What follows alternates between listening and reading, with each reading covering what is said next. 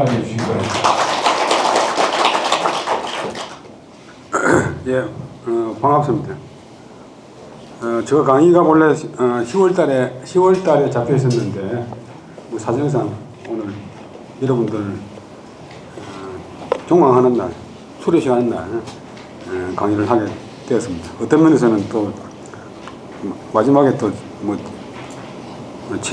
제일 마지막에 또 대미를 장식하는 의미에서 또 좋은 시간을 또 배정받은 것 같습니다. 제가 할 강의는 이번 학기 할 강의는 148페이지 고려 후기 성리학의 수용과 한문학의 발전. 고려 후기라고 하는 것은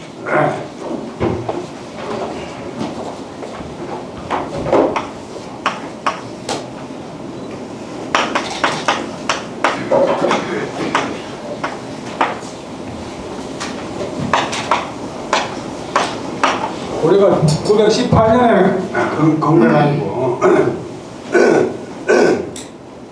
936년에 부산국을 완전히 고려하고 완전한 고려가 됩니다.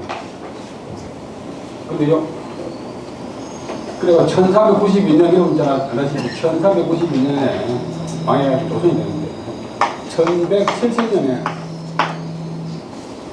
여러분들 역사에서 배웠던 정중부에는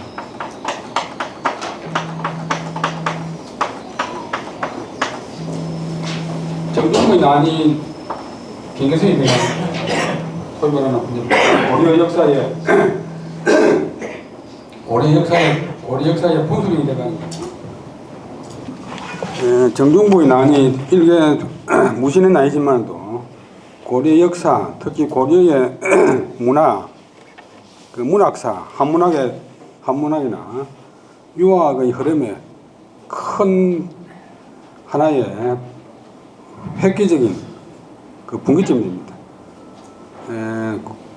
예를 들면 고려가 이제 건국해가지고 신라 경순왕이 고려로 기순하면서 신라의 관리들을 다 고려로 데리고 왔습니다. 데리고 왔는데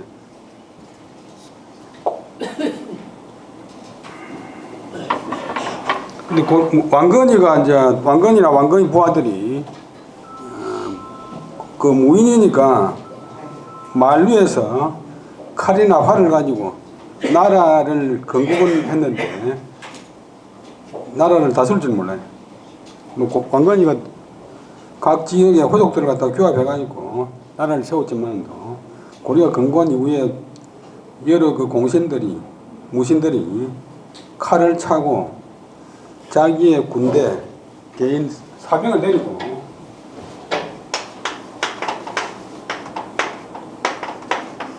개인 군사들 뭐 몇백 명, 몇천 명 데리고서 뭐 고려 조정에서 행패도 부리고 횡행하니까 그 나라를 세워놨는데 그렇게 통치가 안 돼.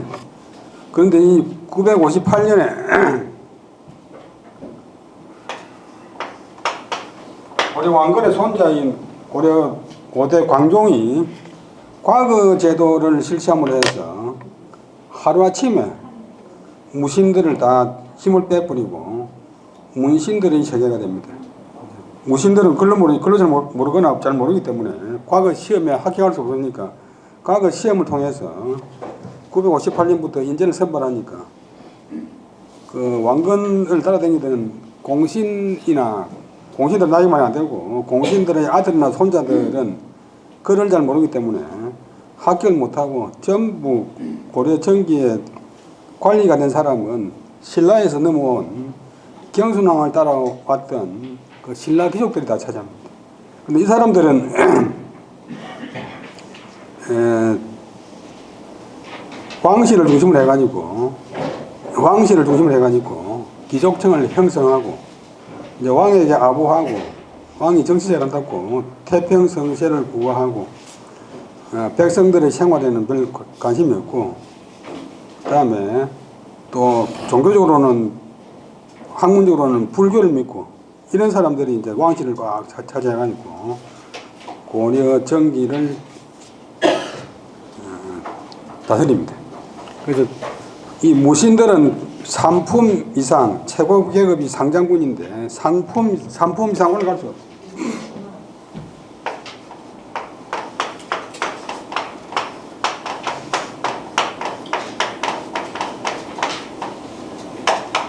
우리가 잘 아는 강감찬 장군, 뭐 서희 장군, 진주 출신의 강민첨 장군 이런 분들 전부 장군이 아니고 문신, 그걸 하는 선비 출신입니다.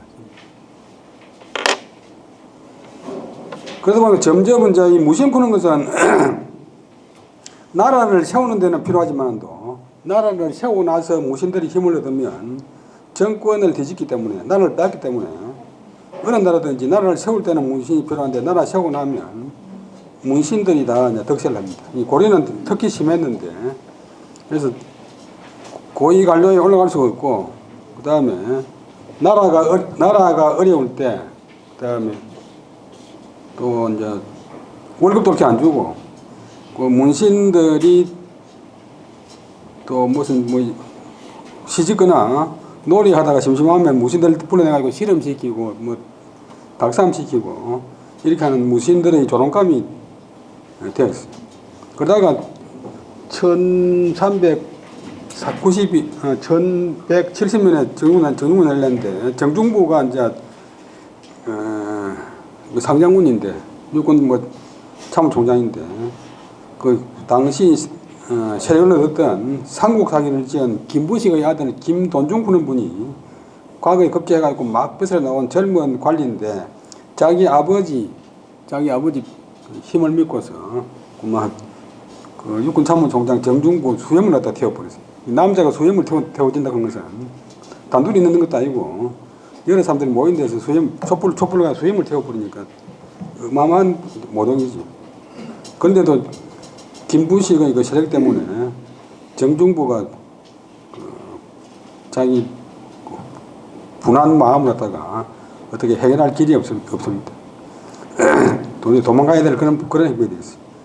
그러면서 매일 왕이 문신들을 둘러싸고 잔치하는데 주변에서 보초 나서고 뭐 돈을 하니까 울분이 극도에 차 있었는데 1170년에 왕이 개성근방에 행차했을 때 미리 돌아와가지고 개성문을 다 닫고 무릇 가설선 자는 다 죽여버리라. 문신들은 계급이 높든 낮든 간에 실을 말려버리라. 이렇게 됐어요. 그러니까 그 대부분 엄청나게 이제 그 고위 관료들이 다 죽었고 나머지 살아남은 사람은 개성에 살 수 없으니까 머리 깎고 중이 되거나 머리 깎고 절간으로 가거나 안 그러면 저 지방에 자기 고향에 숨거나 해가지고 다 없어져 버렸어요.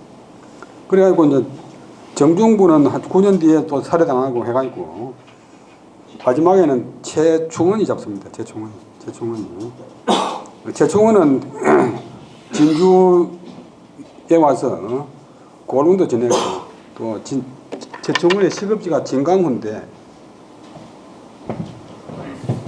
자기가 이제 무신한 직후에 진주 고을원 안찰사가 돼가지고 와서 나서려 보니까 진주가 좋으니까 자기가 세력을 넣었을 적에 자기 시급지 그 진주에서 나오는 모든 물품은 국가로 들어가는 것이 아니고 최충원 개인 집으로 들어갑니다. 최충원 개인 시급지입니다. 그래서 당시 진주가 전국에서 제일 물산이 풍부하고 살기가 제일 좋았다고 하는 그런 증거입니다. 증거. 최충원이가 제일 실권자인데 최충원이가 고른 것이 진주다. 그래서 참고로 말씀드리면 이등은 그 공민왕의 노국공주의 시급지인 경북성주. 근데 이 최충원이가 이제 잡아가지고 한 60년 동안 다스립니다.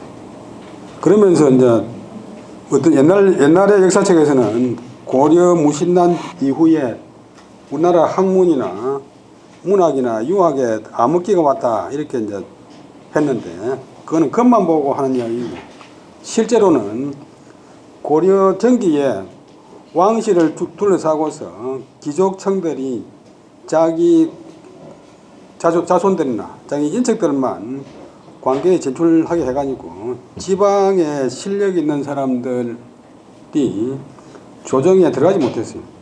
그래서 지방에서 그냥 고려 때 아전은 조선시대 아니라고 생각하고 그 지역에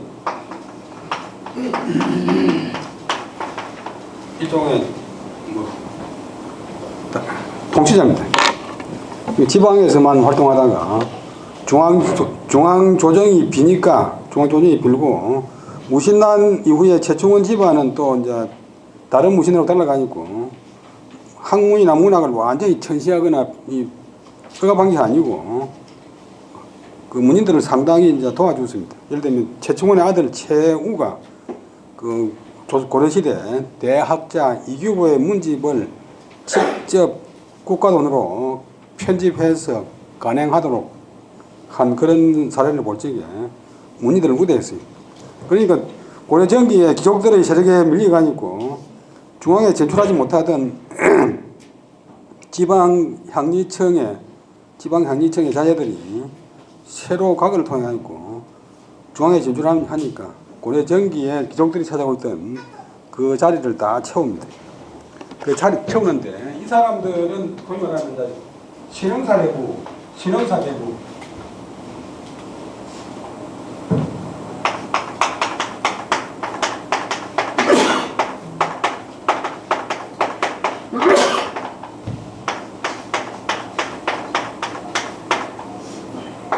뭐 지방에서 올라온 지금 우리 족보에 남아 있는 대부분의 좋은 집안들이 다 이 실흥사대부 집안들입니다. 그래서 이 사람들은 이제 첫째 고려 전기의 조가 다른 것이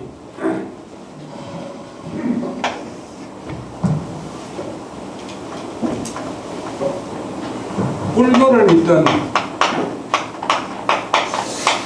그래서 유교로 그다음에 왕실을 둘러싸고 자기들만 귀족층을 구축하던 그런 귀족 계급의 학자 문인들이 좀 개방적으로 누구나 과를 통해서 누구나 폐쇄적인 관료 사회가 개방 사회가 되고 그다음에 자기들만 잘 먹고 잘 살고 호의호식하던 고려전기의 귀족들은 달리 자기들은 시골에서 자라가지고 시골 사람들의 생활상을 알기 때문에 백성들의 생활에 대해서 관심이 많은 우국 연민의 사상을 가졌다.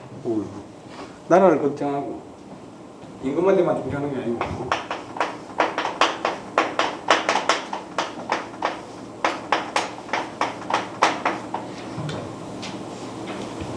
세금내는 백성들을 걱정하는 우상이에요.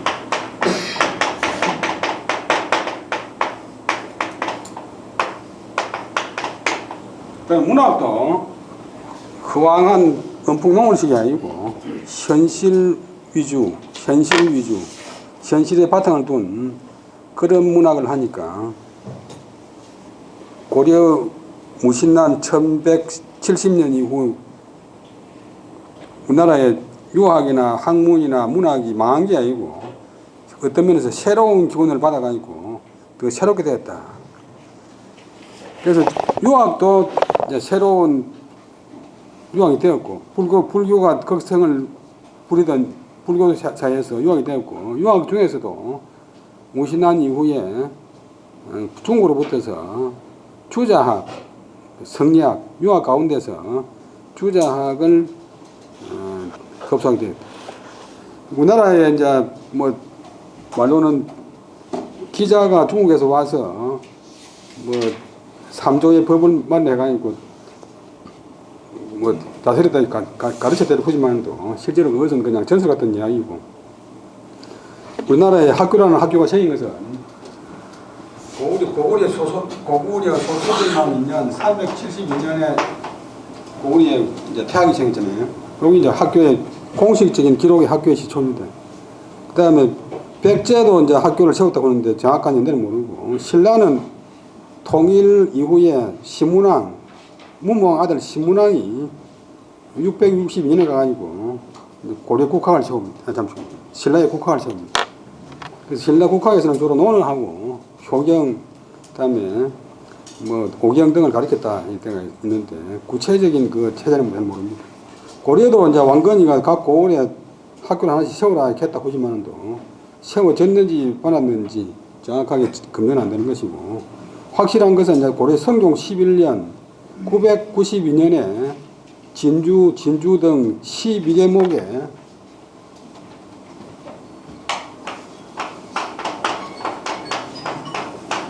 지방학교, 이제 학교를 세웁니다. 지방학교. 그런데 1170년에 이제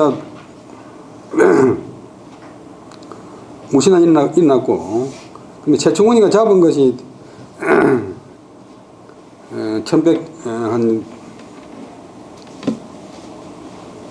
1190년 좀 잡았고, 그 다음에 최충원이 죽은 것이 1219년인데, 1241년부터 몽고족이 침입해가지고 고려가 수도를 갖다가 강화로 옮깁니다. 강화로 옮기는데 이제 백성들은 죽더니 말도 놔둬버리고 왕실하고 채씨들하고만 며칠 이제 강화로 옮기니까 학교가 개성 있는 학교는 불타버리고 없지. 근데 고려는 이제 완전히 이제 유교 국가인데 유교 국가지만도 이 정치 체제라든지 교육은 유교가 아니면 안 됩니다. 불교국가라도. 그래서 어느 나라든지 교육이나 정치 체제는 아무리 불교가 성해도 유교를 중시합니다. 고려 149페이지 고려 왕건이가 이제 세상 떠나면서 자손들한테 유언으로 남긴 훈요 10조 그런 것이 있는데 그 중에도 보면 한 10조 중에서 한 항목이 박관경사, 널리 경서와 역사책을 두루보라 그런 것이 있으니까 경서와 역사책은 유교입니다.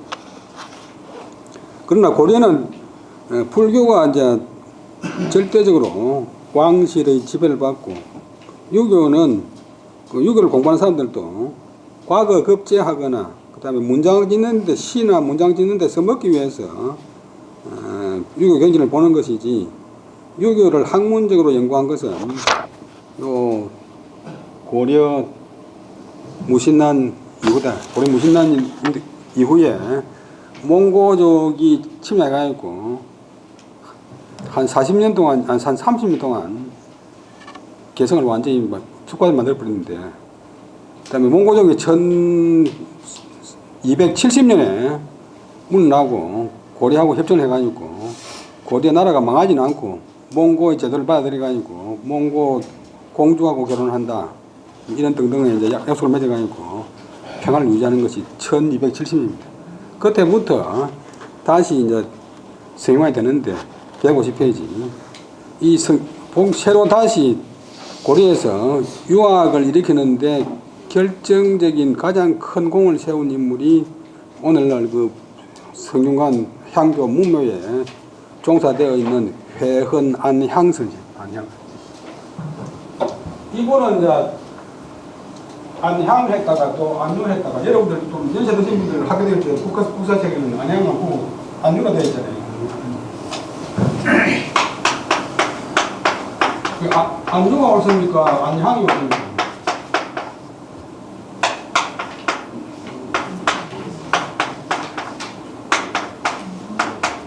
지금은 이제 안향 부는 게 발전되면 안향 부는 게 옳다. 구슬 향자인데 본래 본인 이름이 이제 안유로 되어 있는데 자기가 본인을 가지고 안향을 바꿨어요. 안향을. 그래서 본인이 안향을 바꾸고 싶으면 본인이 안향이 맞는데 조선 세종대왕의 아들 5대 이거 문종이 이름이 이향입니다. 이향이니까 조선시대에 법에 의하면 휘라 해가지고 임금 이름자는 서명이 안 되게 되어 있어요. 그러니까 이제 다시 이제 우리 문으로 바꿨어요. 조선이 망할 때까지는 향전을 쓸 수가 없어요. 지금은 조선시대가 아니기 때문에 본인이 원했던 이 향자로 써주는 것이 옳다. 이 향부는 글자는 그 송나라도 유명한 학자 정자의 아버지 이름입니다. 정자 아버지 이름을 왜 취했느냐? 기록은 없지만도 정자 아버지는 뱃을 하고 공부는 옳게 못한 게 아니라 공부는 못했지만도 아들 둘이를 공부하게 주 영계 푸는 사람하고 같이 근무했는데 주 영계의 제자가 되게 만들었다. 그다 아마도 안양 선생이 이 글자로 자기의 피자를 바꾼 것은 나는 공부를 못하더라 해도 내가 다른 사람 공부하게 적극적으로 지원하겠다고 하는 그런 뜻을 찬 것 같습니다.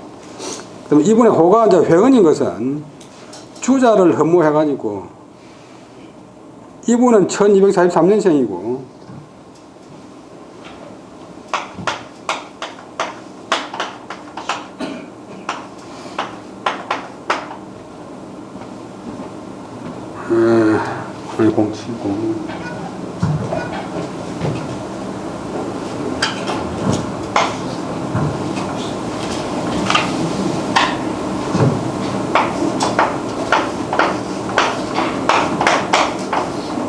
주자는 113년 뒤에 태어나가지고 106년 뒤에 태어난 겁니다. 그 금음해자를 쓰는 것은 주자호가 이제 회암이니까 주자를 흠모한다 이런 뜻에서 회언을 했습니다. 회언을 했고 이 회자가 금음해자니까 어두울 해자니까 내가 학문에 어둡다고는 그런 이제 겸손한 뜻도 있고 또 이제 주자를 흠모한다 해서 회언이라고 하고 향자는 정자 아버지를 따고 그래서 유학을 적극적으로 내가 일으키겠다고는 그런 것이 호나 또 이름자에 다 들어 있습니다. 그 다음에 1270년에 몽고가 문 나가지고 고려가 안정이 되니까 이분이 1150페이지 둘째 단락 1289년에 충선을 따라서 원나라 가서 그때 이제 주자학을 접하고 주자학자들을 만납니다. 이 주자는 1200년에 이제 지나가지만 이 송나라 말기에는 주자의 학문은 가짜배의 학문이다.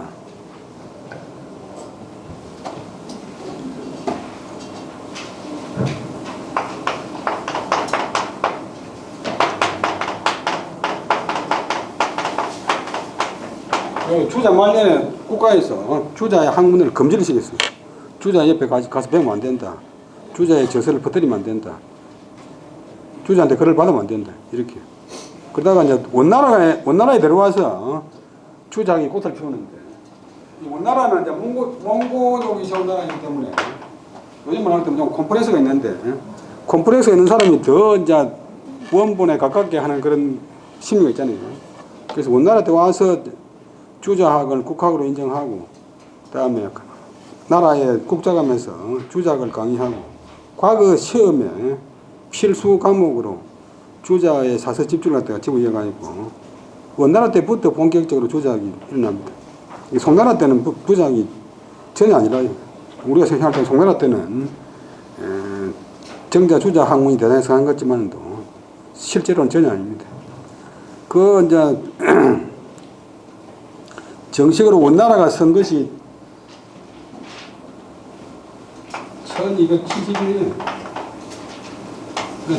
그 앞에 이제 몽고가 지배를 했지만도 원이라고 본 것은 1270년이고 나라 체제가 된 지 얼마 안 된 바로 직후에 1289년에 안양 선생이 원나라를 방문해서 주작을 접하고 그때는 체익이 하니까 저서의 일부분을 베껴오고 공자와 주자의 초상을 모시고 돌아옵니다.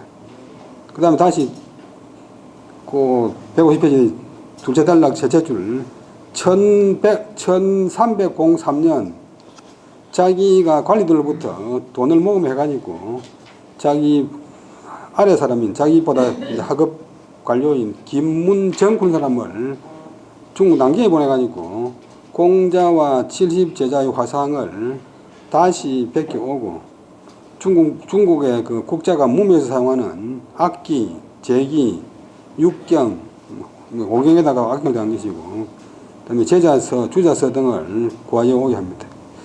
그래서 이때부터 이제 주사학이 우리나라에 이제 확실하게 들어옵니다. 그다음에 안양 선생은 몽고족이 침략하다가 막 물러나지 얼마 되니까 이제 국자가 엉망이니까, 조선시대 성공이 엉망이니까 그 기금인 장학 기금인 양형구를 설치하고 또 섬학전 그는 장학 기금을 만납니다. 뭐 넉넉할 섬자 관료들의 월급을 일부 각출해가지고 향교에 경비를 쓰도록 이렇게 그 경제적으로 문제를 해결합니다. 그래서 그 앞에는 오랫동안 이제 무신들의 그 권력 정탈전, 또 한 40년 동안 몽고족의 지배 등등을 해서 우리나라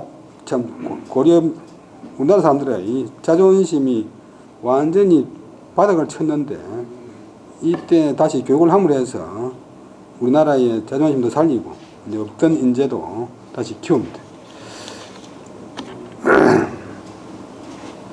이 교육이라 그런 거지. 사람 가만히 나가면 뭐 숨을 쉬고 밥을 먹지만도 사람은 안 돼. 그래서 주자가 말하기를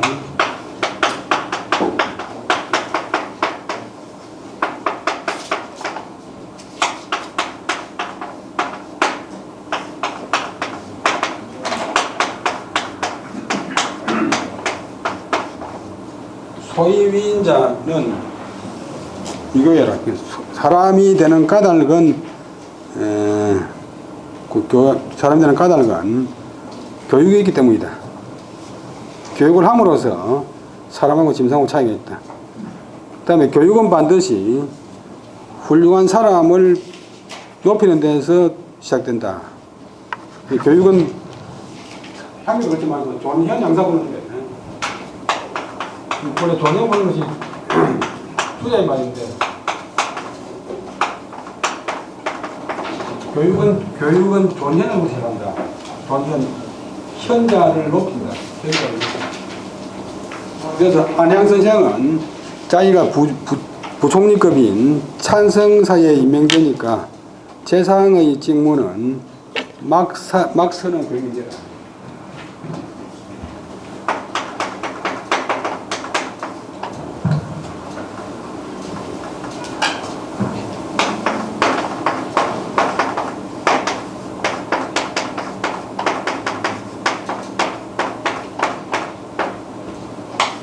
재상이 해야 될 일은 교육보다 앞선 것이 없다.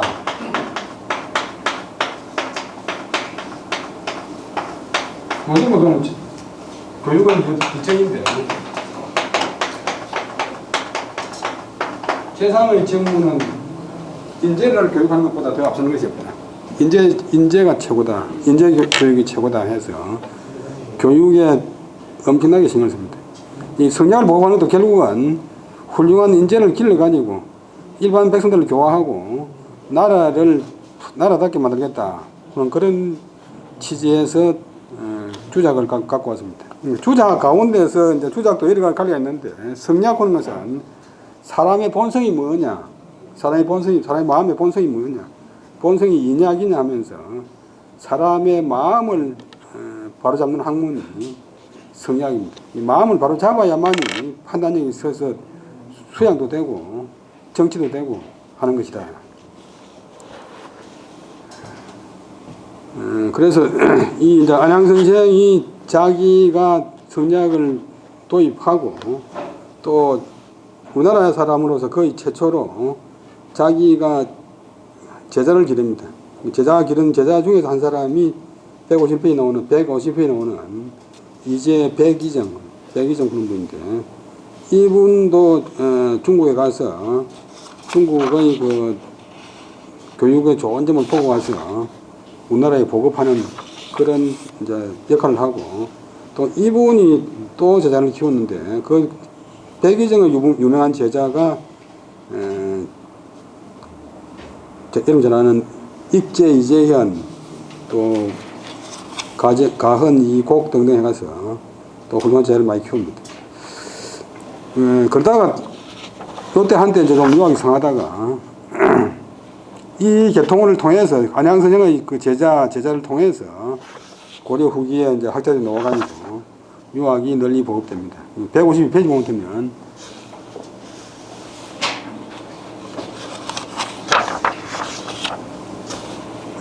백이정은 그 국제 근보 발음이 보도 되고 부도 되는데 넓을 보, 넓을 부, 근보 그다음에 근보는 이제 일제 이재인의 장인이고 그다음에 주의 개발 같은 안동분 역동 우탑 높을 탑자 역동은 이동하고 역동은 주역이 동정나라로 왔다.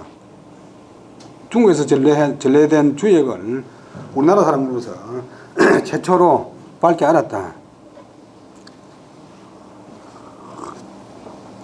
이런 분들과 더불어 백이정이 안양의 문화에서 끊어져 가던 유학의 맥을 이은 인물이다.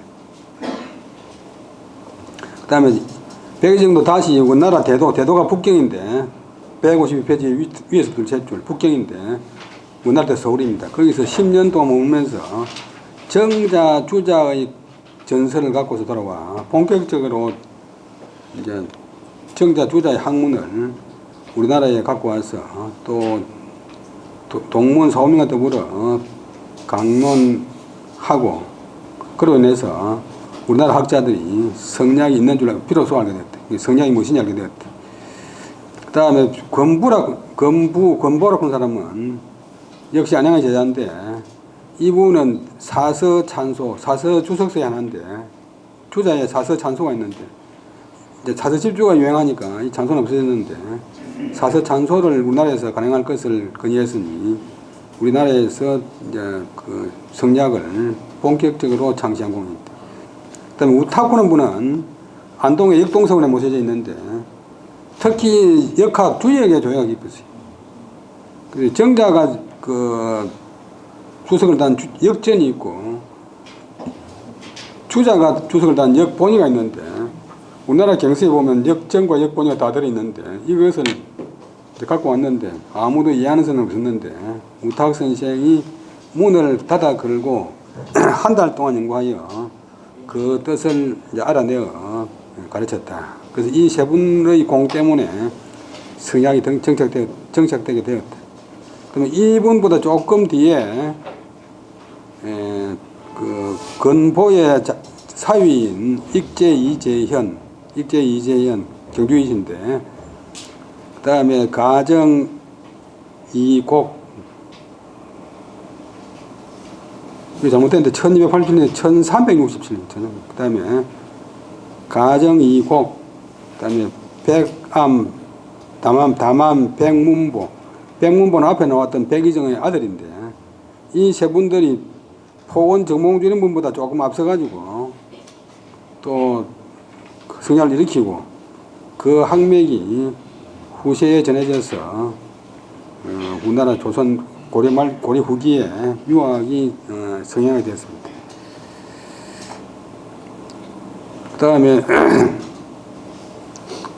그 백이정 이분이 그렇게 알려지지 않았지만도 우리나라 성리학 보급에 많은 공을 세웠습니다. 그 백이정의 기록을 한번 보면 처음에 성리학이 152페이지 밑에 중간 밑에 처음에 성리학이 우리나라에 이르지 않았을 때는 고랑캐 풍속이 없어지지 않았고 사람의 윤리 도덕이 없었고 선비들의 지향하는 바가 바르지 못했다.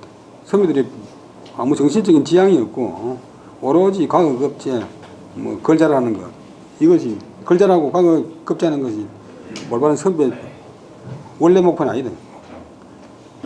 원래 목표는 자기가 옳은 사람이 되어가지고 많은 사람들을 사람되게 이끄는 것이 선비의 본래 역할인데 많은 선비들이 과거급제나 하고 글 잘 지다고는 이름이 나고 백이정은 그런 사람 이제는 혼데 백이정이 중국에 들어가서 정자 주자의 전설을 얻어서 돌아왔다.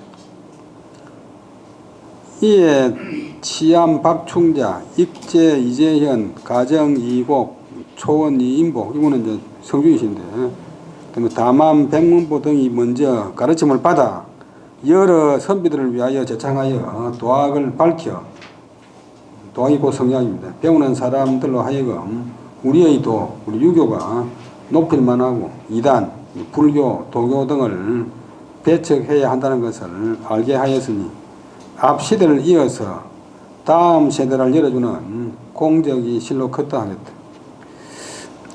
이제 뭐 사람이 우리 릴레이 하는 중은 중간에 되는 사람이 앞에 사람을 이어가지고 뒤에 사람한테 바톤 넘겨주듯이 학자나 뭐 선비나 지식인들은 다 지나간 역사를 이어가지고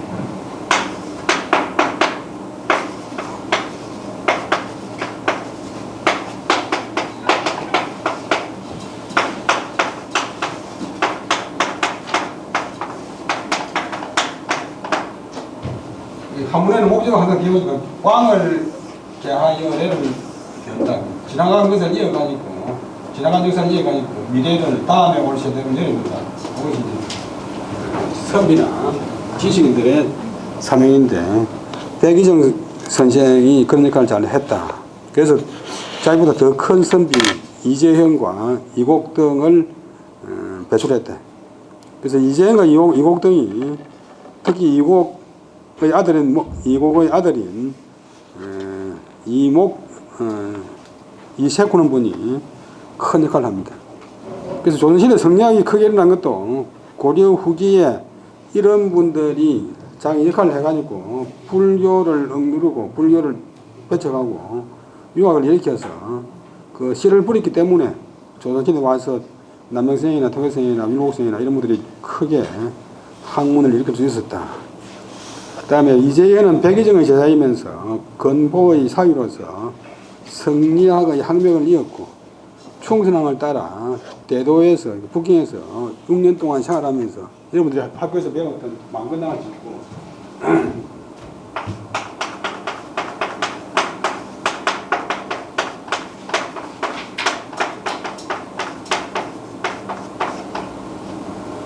원나라의 대학자인 그 유명한 명필인 조맹부, 연복, 요수, 뭐 우집 이런 등등 학자들과 오랫동안 교류하면서 성리학, 그다음에 학문, 뭐 시, 문장에 대한 조예가 깊어지고 있고 어떤 사람은 우리나라 역사상 학문이 가장 뛰어난 분이 입제 이재희로 보는 분도 있는데 저서가 많이 남아있지는 않습니다.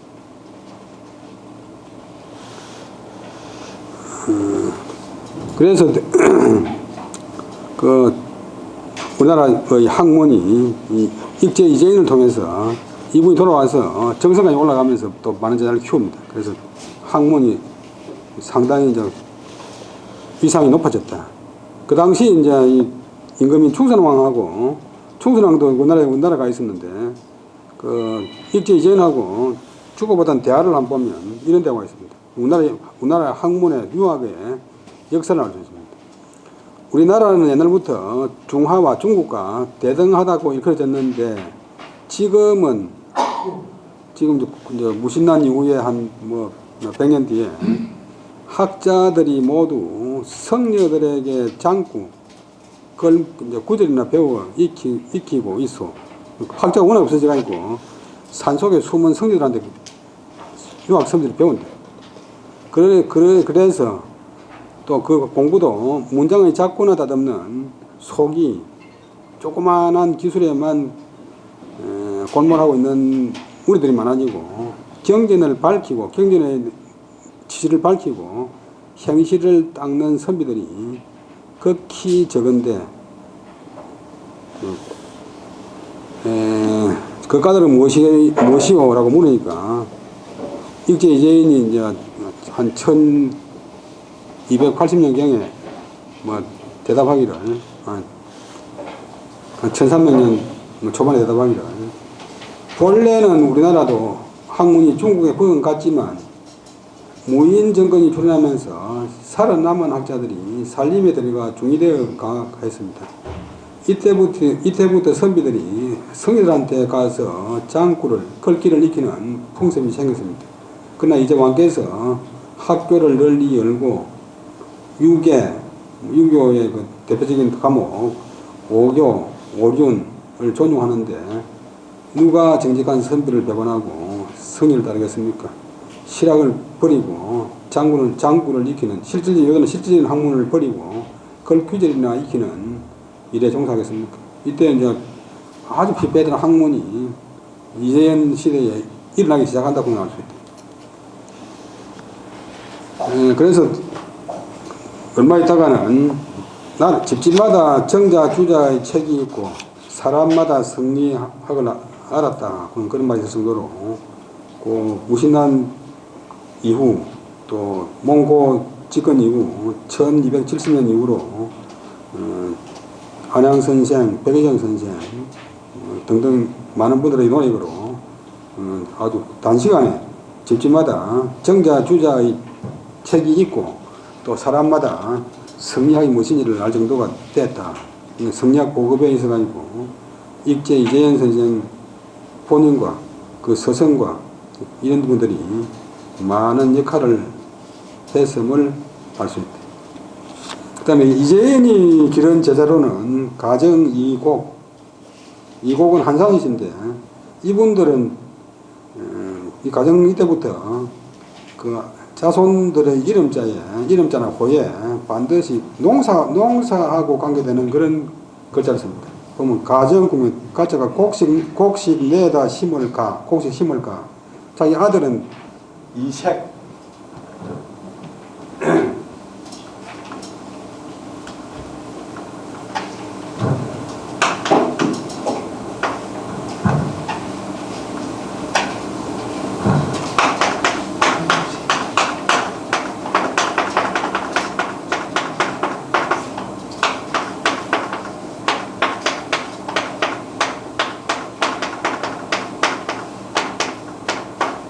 곡식 거두를 세 칠목.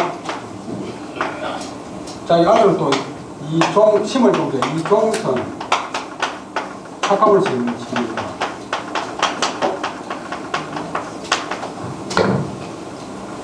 이종학 또 학문을 지닙니다. 사육신에 한 분이 이계구는 분도 이제 목은 제고소입니다. 이분이 개자라도 시원한 땅에 바람이 잘 통하는 그런 땅. 이래가지고 곡식 자 이름은 곡식 곡자고 그 다음에 초원 이인복 뗄나무 초자 그 다음에 이공의 아들인 목은 이색 등이 있었는데 이 가운데 이색은 이재현의 걸출한 제자로서 그 학맥을 개성했습니다. 그 다음에 153페이지 밑에 보면 안향, 백의정 등의 성리학 부급 이후로 그 다음에 학자들의 관심은 성리학에 고조되었으나 얼마간의 시간이 지나자 국학인 성균관은 정과 마찬가지로 피폐인론을 갖고 있었다. 왜냐하면 이제 또 1361년을 되면 그 이제 홍건적이 원나라에 반기를 든 그 농민 반란군들 홍건적이 우리나라에 들어가지고 개성을 함락하고 1년 동안 개성을 차지합니다. 그때 공문왕은 안동으로 피난가가지고 1년 동안 살았는데 이때 새로 지었던 성균관이 뭐 불타버렸어요. 그리고 또 이제 이 성리학이라는 것은 사람 되는 학문이기 때문에 어떤 면에서는 요즘 때문에 취직하는 데 도움이 안 되니까 결국 사람들이 이제 과거 시험에 집중하고 글 잘 지어가지고 좀 팔아먹기 위해서 이름 나기 위해서 글 잘 짓는다 시 잘 짓는다 이런 것이 좋아하지 사람 되는 공부 뭐 수양하는 공부 이런 데는 별 관심이 없잖아요. 그래서 자연히 또 이제 국가에서 그 적극적으로 장려를 안 하니까 조금 이제 반짝하던 성리학이 또 뭐 쇠퇴해버리고 유학 성관도 피폐해졌습니다. 얼마간의 시간이 지나자 국학인 성균관은 전과 마찬가지로 피폐 인류를 갖고 있었다. 당시 성균관에는 배우러 오는 학생은 별로 없고 교사, 학교도 무너졌고 교수들도 유명무실했다. 이 이제 진주 한교도 교수가 있고 단성이나 조그만한 현에는 훈도가 있는데 아니 한교 교수는 유품이고 훈도는 국품인데 이 벼슬 자리 중에서 아주 인기 없는 벼슬. 조선 500년 동안 그 성균관 대사성 성균관 그 정도면 국립대학 서울대학 총장인데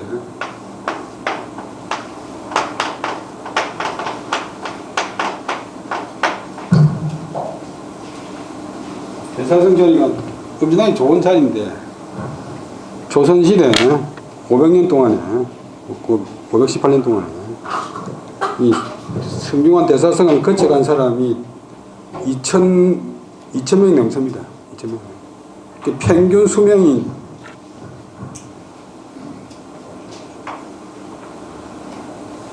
3년이 아니고 3개월.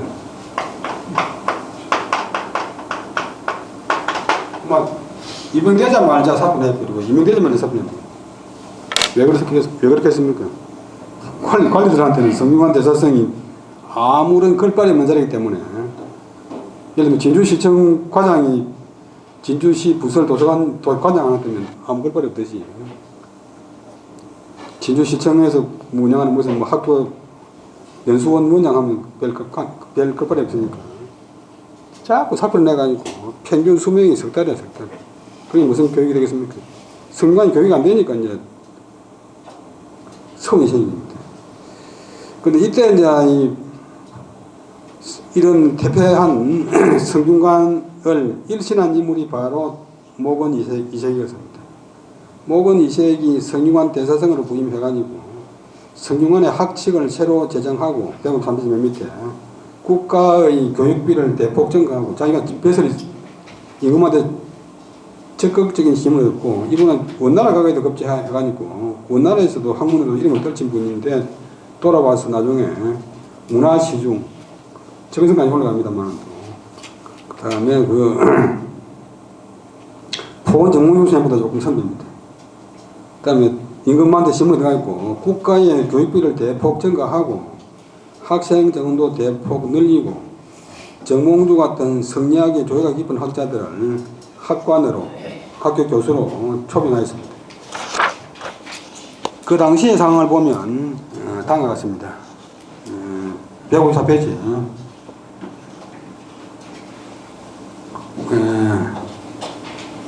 신축년 1361년에 난리를 겪은 후로 공군적인 난으로 개성이 함락되어가지고 성균관이 불타버리고 없애버렸어요.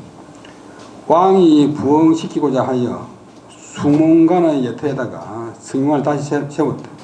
강의하여 가르치는 인원이 적기 때문에 성균관의 교수가 적기 때문에 그 당시 경술은 경학, 경전을 연구하는 학문, 경술의 선비인 영가는 안동, 본관이 안동인 김구용, 고천은 이제 경북 영의도 오천인데 연일정시, 정몽주, 반양은 이제 반남인데 반남박씨 박상충, 밀양박씨 박이중, 경사는 경북 성주가 경사입니다. 성주이시 이승인 등을 선발하여 학관을 겸하도록 했다.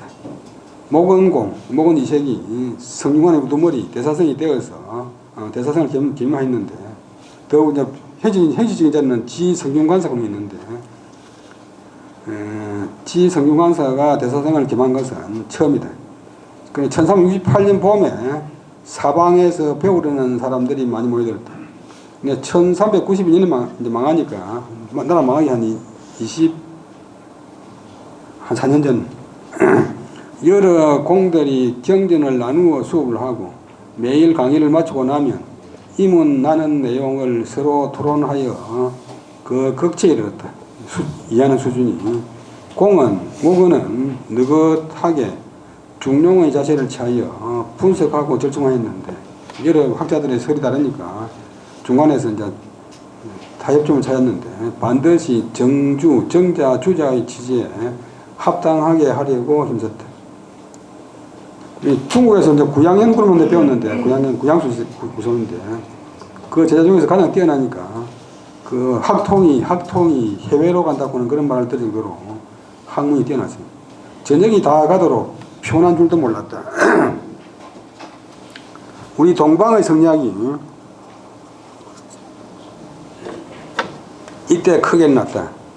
배우는 사람들은 외우기나 하고 시문이나 짓던 습관을 버리고 과거 시험에 대비하기 위해서 또 글짓기 위해서 심심, 몸과 마음, 성명, 본성과 천명의 이치를 공부하여 우리 유도를 틈으로 삼아 이단, 불교 등에 미혹되지 않고 그 의리를 바로하고 공리를 도모하지 않을 줄 알게 되니 유풍과 학술이 찬란히 한번 새롭게 되었다.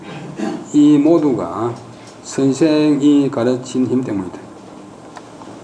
당시 성리학의 조예가 깊은 학자들을 총망라해서 성균관 교역을 활성화시키는 데 주도적인 역할을 한 인물은 이색이고, 이 이색 학관 성균관 교수 가운데서 성리학의 가장 조예가 깊고 활발하게 활동한 인물이 바로 포원 정몽주 선생입니다. 정몽주 선생에 관한 고려사 열전 기록을 보면 그때 경서로서 유교 경전으로서 우리나라에 전래된 것은 오직 주자 집주, 사서 집주뿐이었다.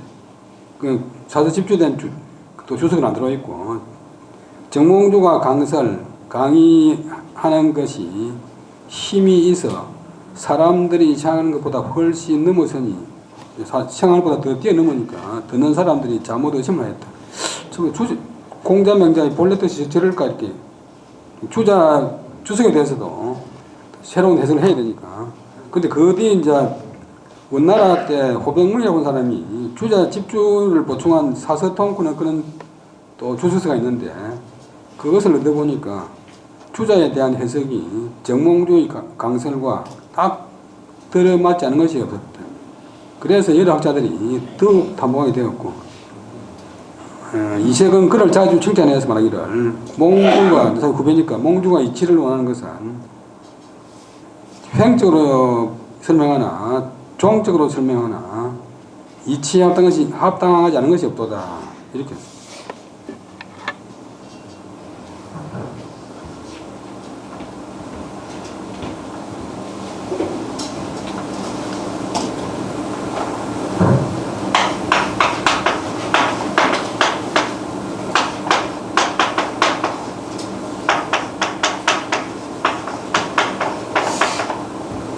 지금은 행설들을 보면 그냥 중국어 그냥 그 소리를 치는데 원래는 행설들이 가로를 이야기하고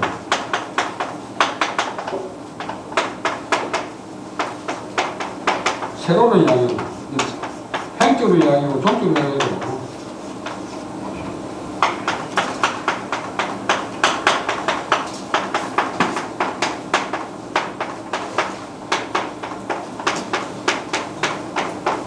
문물당기는 횡적으로 이야기하고 종적으로 이야기하고 세로 수적 문물당기 이치에 합당하지 않은 것이 없더라.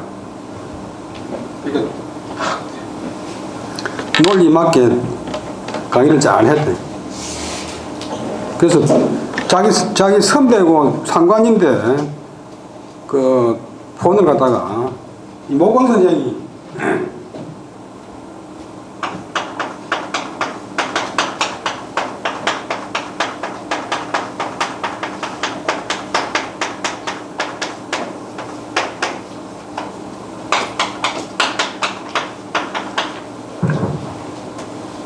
동방약지조, 동방성리학의 시조다. 동방에서 성리학을 옳게 공부한 첫 번째 인물이다. 동방에서 우리나라에서 성리학을 옳게 이야기한 첫 번째 인물이다. 그 다음에 지금 문묘에 가면 이제 여러분들이 아시겠지만 동방 18년에 가 있고 신라 설총이 비양되어 있는데 그것은 삼국사기에 우리말로서 구경을 해석해가지고 가르쳤다고 하는 그 한 구절 때문에 들어갔고, 그 다음에 고은 최치원 선생은 이제 불교에도 심취하고 도교도 알고 이것도 아는데 태계 선생 같은 분은 대단히 비판하는데 그런 사람이 왜 무미에 종사되어 있다고 비판하는데, 우리나라에서 불교를 믿든 도교를 믿든 간에 학문을 일으킨 그런 공 때문에 하고 또 이제 고려가 건국될 적에 계리면 황엽, 신라에는 노란 단풍잎이 들었고 공영 송잎이라 송악산에는 소나무가 무성하다. 그 말 때문에 고려의 왕들이 좋아해가지고 문무에 종사됐어요. 그래서 유학의 수준으로 볼 적에는 꼭 유학의 문무에 들어갈 그런 정도는 안 되는데도 그 당시 워낙 사람이 없으니까 이제 들어간 것이고 옳게 이제 우리나라에서 성리학을 이해하고 이렇게 보는 포원 정몽주가 이제 원조다. 그다음에 포원 정몽주 선생은 성균관에서 강의를 잘하고 성리학의 조예가 있을 뿐만 아니라 자기 개인적으로도 그 당시 이제 불교가 오나를 듣고 있을 적에 부모 상례 제사를 주자 가래에 의해서 실시하고 또 자기 집에 가무를 세워서 조상의 제사를 받들고 또 전국에 이제 고려 때만 해도 향교가 올 게 없었어요. 그래서 서울의 오보학당 지방의 향교를 갖다가 점점 세워 나가는데 이 포원 정몽주 선생의 역할이 큽니다. 그 다음에 이세계 제자 가운데서 삼봉 정도전, 양총 근근 이런 사람도 뛰어났는데 이 사람들은 이제 고려를 위해서 절개는 안 지켰고 뭐 조선 건국에 공이 크는데 정도전은 이제 실제로 나중에 뭐 이방한테 맞아 죽었지만도 학문이 대단히 넓고 깊은 사람인데 불교의 교리를 그냥 감정적으로 배척하는 게 아니고 교리를 조목조목 배척한 비판한 불시 잡병 그런 이론적으로 비판한 그런 글이 있습니다. 지금 남아있고 그 다음에 조선 왕조의 통치의 근간이 되는 gen국대전의 모태가 되는 조선 gen국정권을 갖다가 한 사람의 힘으로 지어냈어요. 그 다음에 이제 근거는 정도전보다는 10년 후배인데 근거는 조선 건국하는데 별 도움이 별 공이 없어요. 그런데 이제 정도전에 그런 잘못이가 있고 중국 그다 1368년에 이제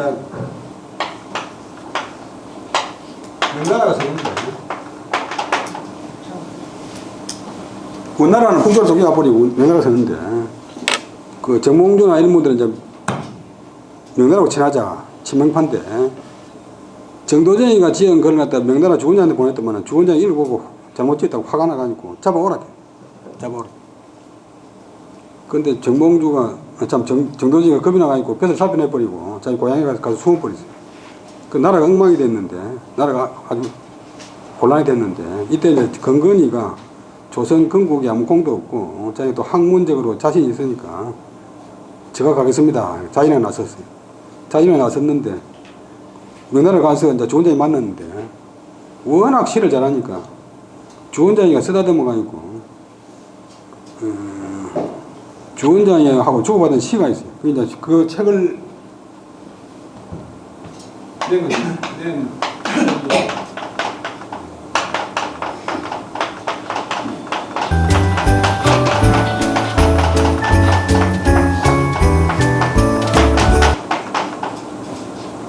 어제 시주를 해가지고 주원장하고 근원장하고 주고받은 시집을 군사 출판한 것이 어제 시주인데 이 책이 지금 보물로 되어 있어요. 보물로. 이 단목에서 하나 나오고 단목에서 하나 나오고 경상대 도서관에도 하나 있어요. 그래서 이 주원장이가 기분이 좋아가지고 나라 관계되는 악감정을 다 제거할 정도로 되었고 실제로 근거는 이제 조선에 협조해가지고 지적업도 되어 있지만도 성리학을 처음으로 연구를 해가지고 저서를 낸 입학도설, 오경청견록 등의 유학에 관한 연구서를 처음 냈습니다. 포옹 정몽주 선생은 불행하게도 학문이 대단하다 보는데 문집에는 유학에 관한 글이 뭐 하나도 없어요. 그래서 다 없어져 버리고 마지막에 이제 좀 피살됐으니까 남아있는 문집에 있는 것은 시 300편인데 그것은 자기 제자가 따라다니면서 이제 주워 모아가지고 시만 전하고 그 성리학의 관계에 그런 하나도 없어요.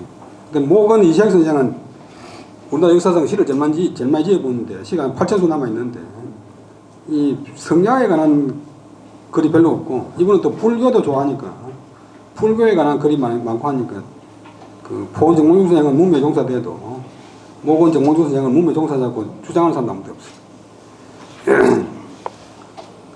그 다음에 그래도 정도전은 뭐 인물은 그렇지만도 이 학문이 종합적인데, 정도전이 죽고 나서 피살되고 나서 정도전의 뒤를 이은 사람이 양쪽 근건하고 춘정 변계량인데, 이분들은 정도전에 비해서 학문이 좁아서 조선의 학문이 이 성리학, 문학으로 좁혀지는 좀 경세적인 학문, 실학적인 학문이 아니고 경세 치용적인 학문이 아니고 문장과 시문과 성리학으로 좁아지는 그런 좀 안 좋은 또 역할도 했다고 하겠습니다. 근데 포원의 제자고 또 실제로는 또 양쪽 근근의 제자인데, 길재 그런 분이 고려 말기에 나라가 어지러우니까 배설을 버리고 경북 선산에 지금 이제 구미에 숨어가지고 제자를 길렀는데, 그 제자들의 한 계통이 전필지 김종직을 통해서 조선 초기 영남 살인파를 형성해서 영남의 유학이 전래되는데 일조를 합니다. 이까지 이제 대충 이야기했는데, 고려 1170년 우신난이 고려의 역사와 학문과 유학과 문학을 구별짓는 중요한 분수령이다. 무신난 이후 한동안 좀 혼란이 있었지만도 학문이나 유학이나 문학이 최대한 것이 아니고, 아까 말했지만도 귀족들한테 폐쇄되어 있던 유학 학문이 개방적으로 퍼져가지고 모든 그 지방의 향기층들의 자녀들이 새롭게 조정에 진출할 수 있어가지고 고려의 학문, 문학이 새로운 활기를 얻었다. 그때 이제 성리학이 들어가 있고, 안양 선생, 백의생 선생, 이재현 선생, 그 다음에 목원 선생, 정몽주 선생, 이런 분들에 의해서 고려 후기에 유학이 꽃을 피웠고, 이 이제 씨를 뿌림을 해서 조선시대 성리학이 최고의 경지를 이룰 수 있었다. 그 다음에 결론 한번 마치겠습니다. 성리학 수입 이전에도 과거 시험 준비를 위해서 유교 경진을 읽지 않은 것은 아니었지만 깊이 있게 연구를 하거나 마음으로 체득하여 실천에 옮겨 인격 수양을 깨아리고 노력하는 사람은 없었다. 성리학 공부 이후 문학에도 좋은 반응이 나타나 같은 시문을 지어도 글이 훨씬 현실생활과 밀접해지고, 그다음에 사변적인 깊이를 더하고 철학적인 깊이를 더하고 논리적으로 변해갔다. 성리학 도입 시기를 전후하여 그 당시 문학에 나타난 변화에 대해서 조선 정기의 학자인 서거정은 다음과 같이 이야기했다. 이는 고려 전체에 대한 개괄적인 이야기인데 한번 보겠습니다. 고려 광종과 현종 이후로, 광종 때 과거시험을 쳤는데 958년 문사가 많이 배출되어 사부, 사와 부, 그다음에 사륙변례문, 짝을 맞추는 그런 예술적인 글, 그다음에 농섬 짙으면서도 섬세하였고 풍부하면서도 고와서 후세 사람들이 밑에 거 아니었다. 그러나 문사의 논리 가운데는 문제 삼을 만한 것이 많다. 이때는 정자 주자의 그 유교 경제 집주가 동방에서 유행되지 않아 그 의리와 성명의 심오함을 논의하는 데 있어서 잘못되거나 모순된 것이 있어도 이상하게 읽지도 못했다. 성리학 본문에 대한, 경서 본문에 대한 해석이 잘못된 것도 많이 있었다. 대개 성리학은 송나라에서 성행했는데, 송나라 이전에는 글 짓는 사람이 한둘이 아니지만 오직 당나라 이고나 한유 등만 이제 겨우 유학에 좀 가까웠지. 그런데 하물며 동방이었는가. 옳게 이제 유학을 했다고 하는 사람이 있을 수 없다. 고려 충주랑 이후 주자의 집주가 비로소 유학이 되자 배우는 사람들이 점점 성리학의 경지로 들어가게 되었다. 성리학이 나중에는 너무 이제 공리공론을 흘러가니까 비판을 많이 받지만 본래는 사람 되는 공부, 사람 마음을 다스리는 공부, 다음에 입제, 이재인, 이하, 가정, 이곡, 목원, 이색, 포원, 정몽주, 삼봉, 정도전, 양촌, 근근 등 여러 선생들이 서로 이어져 일어나 도학을 저창하여 밝히자 문장의 기습이 그 옛날에 가까웠고 시와 부와 사료 불려문도 그 나름대로 우열이 있게 되었다. 다음에 뭐 그 이야기고 그래서 그 다음에 156페이지 밑에 마지막 두 구절 읽고 마치겠습니다. 성리학의 바탕을 둔 이런 일군의 문인학자들이 불교의 염증을 느끼는 시대 상황을 틈타 이제 고려 말기 가면 불교도 뭐 좋은 점이 많고 사람 참 심성수양에 좀 도움이 되지만도 고려 말기 가면 불교가 이제 정치와 결합해가지고 모든 귀족들이 다 절에다가 그 바탕을 두고서 또 성녀들도 그 정치에 관여를 합니다. 그리고 사원들은 일체 세금을 안 내고 병력 임무를 안 하고 하니까 군대 가기 싫은 사람들이 이제 절간으로 가니까 국가의 국방력 그 다음에 국가의 재원 이런 것을 갖다가 공활시키고 또 많은 백성들을 착취하고 또 하니까 그 불교가 이제 많은 또 토지를 차지하고 하니까 폐단이 많았어요.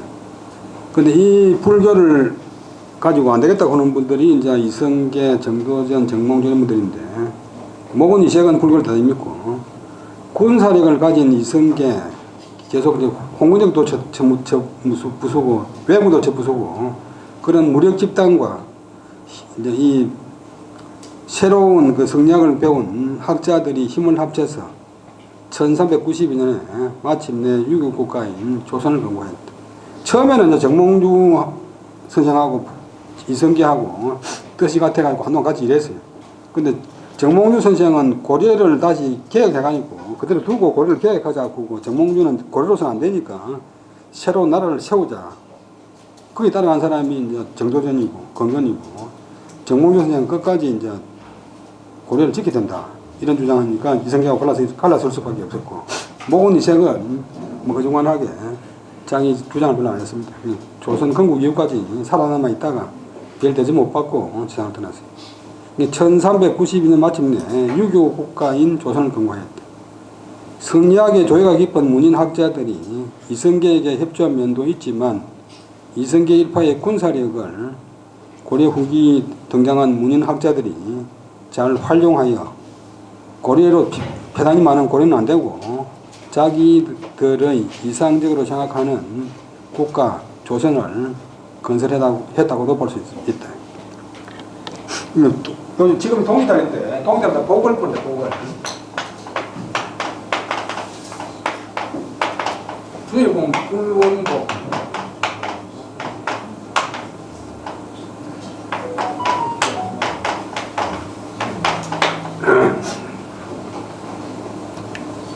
해가 가장 짧은 동기날 이제 음이 제일 성한데 그날 이제 양이 막성이 납니다.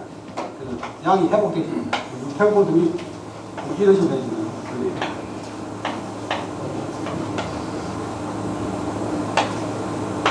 음이 제일 성할 때는 양이 성이 난다. 그래서 고려 무신한 몽고 지배 등을 전해가지고 대단히 학문침체한 뒤에 유학이 서서히 나가지고 고려 말기에 유학이 불을 내렸기 때문에 조선 중기에 와서 태계, 율곡 등 성리학의 대가가 배출되어 성리학 전성기를 누릴 수 있는 바탕이 되었는데 그래서 고려 후기 문인학자들의 성리학 정착과 보급을 위한 노력에서 발굴을 했다고 할 수 있겠습니다. 그래서 주세봉 선생이 경북 풍기군수로 가지고 백운동 서원을 세웠는데 백운동 서원에서 그 안양생을 모시는데 그 이유가 우리나라의 성리학을 다시 일으킨 분이다. 본격적으로 일으킨 분이라 해가지고 그 공을 인정한 것이고 그 공 때문에 이 성균관 한교 문묘에도 안양생이 배양되어 있습니다. 여러분들이 고려 시대 역사에서 무신한의 그 시대 구분과 그다음에 고려 무신한 전과 후의 그 학문과 그다음에 사상의 이 변화, 또 고려 후기에 성리학의 그 흐름, 또 대표적인 학자 이런 것을 알아야만이 조선 시대를 알 수 있고 동남 전체의 역사나 문화나 학문을 알 수 있습니다. 뭐 짧은 시간에 대충 이야기했습니다만도 요즘 책도 많이 읽고 또 여러 가지 강의도 많으니까 관심 있는 분들이 각 분야에 걸쳐가지고 여러분들이 본인이 공부하시면 됩니다. 공부는 본래 이제 남이 하는 게 아니고 본인이 하는 것이니까 여러분들 각자 뭐 복결 공부는 아니고 항상 공부하는 자세로 지내시기 바랍니다. 뭐 늘 말씀드리지만 학교 들마다 공부는 마치는 게 아니고 투자가 수명 넘어갈 때까지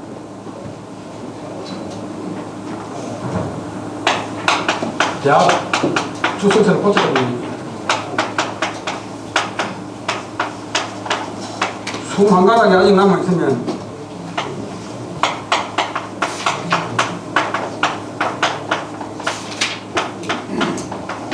그래도 그만두지 않는다. 또